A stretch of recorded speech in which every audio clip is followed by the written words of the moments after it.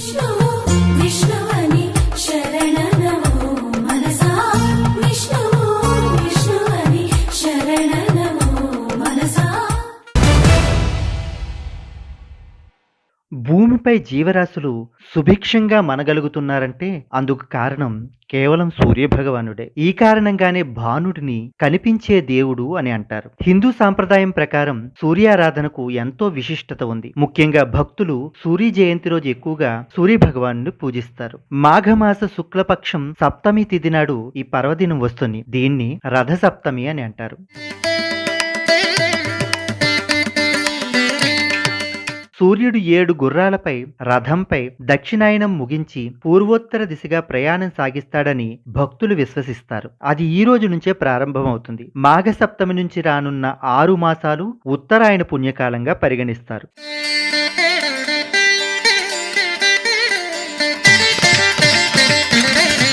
సూర్యుడు 7 గుర్రాలు 7 వారాలకు సంకేతాలు. ఈ 7 గుర్రాలను వేద ఛందస్సులు అని కూడా అంటారు. గాయత్రి, త్రిష్టుప్, జగతి, అనుష్టుప్, పంక్తి, బృహతి, ఉష్ణిక్ అనే 7 గుర్రాల రథంపై భానుడు స్వారీ చేస్తాడు. మేషం నుంచి మీనం వరకు ఉన్న 12 రాసుల్లో సూర్య భగవానుడు ప్రయాణిస్తారు. ఈ 12 రాసులను పూర్తి చేయటానికి సూర్య రథానికి ఏడాది సమయం పడుతుంది. సూర్య జయంతి అంటే సూర్యుడు పుట్టినరోజు అని కాదు. రథాన్నెక్కి సూర్యుడు సాగించే ప్రయాణం ఈ రోజు నుంచి మొదలవుతుందన్నమాట.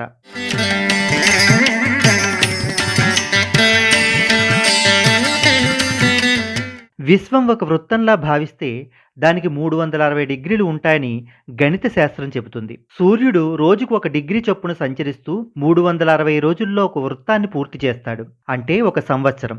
అందుకే జ్యోతిష్కులు ఈ సృష్టి చక్రాన్ని 12 రాసులుగా విభజించి ఒక్కో రాశిలో 30 రోజులు, ఒక్కొక్క రాశిని 30 డిగ్రీలుగా విభజించారు. సూర్యుడు ఒక్కొక్క రాశిలో సంచరించే కాలాన్ని ఒక మాసంగా పరిగణించారు. మనకు కనిపించే సూర్యుడు ఒక్కడే అయినా విశ్వంలో ఇంకా 11 మంది సూర్యులు ఉన్నట్లు పరిశోధకులు గుర్తించారు. కానీ మన భారతీయులు వేదకాలంలోని ఈ ద్వాదశ ఆదిత్యుల గురించి ఎన్నో శాస్త్రాలలో చెప్పారు. వారే మిత్ర, రవి, సూర్య, భగ, పూష, హిరణ్యగర్భ, మరీచి, ఆదిత్య, సవిత, అర్క, భాస్కరులు. వీరే ద్వాదశ మాసాలకు అధిదేవతలు.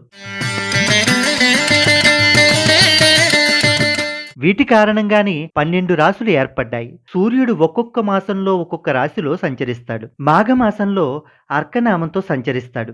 మాఘ అంటే పాపం లేనిది అని అర్థం. పుణ్యాన్ని ప్రసాదించే మాసం కాబట్టి ఈ మాసాన్ని మాఘమాసం అన్నారు. నిజానికి ఉత్తరాయణం మకర సంక్రాంతితో ఆరంభమైన రథసప్తమి నుంచే ఉత్తరాయణ స్ఫూర్తి పూర్తిగా గోచరిస్తుంది. దక్షిణాయనం నుంచి విముక్తుడైనటువంటి భాస్కరుడు ఈ రోజు నుంచే ఉత్తర దిక్కుగా ప్రకాశిస్తాడు. కాబట్టి రథసప్తమిని సూర్యగ్రహణ తుల్యంగా భావించి పితృ, దేవ, ఋషి తర్పణాలను ఇవ్వాలనే నియమాన్ని పెద్దలు నిర్ణయించారు.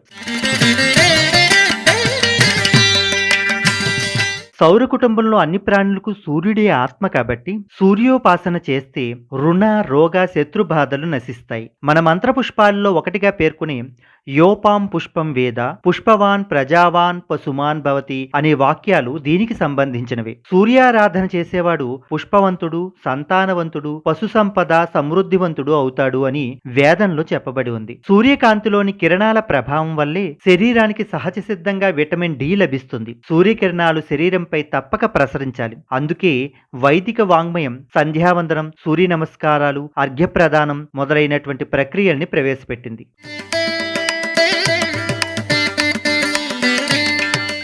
రథసప్తమి రోజు ఉదయాన్నే లేచి పుణ్యనదీ స్నానం ఆచరించి సూర్యభగవానుడికి తర్పణాలు వదలాలి. అలాగే రథసప్తమి రోజు స్నానం ఆచరించేటప్పుడు 7 అర్కపత్రాలను అంటే జిల్లేడాకులను తల మీద పెట్టుకుని స్నానం ఆచరించాలి. ఇలా స్నానం ఆచరించిన వారికి ఆరోగ్య ప్రాప్తి కలుగుతుందని సనాతన ధర్మం చెబుతుంది.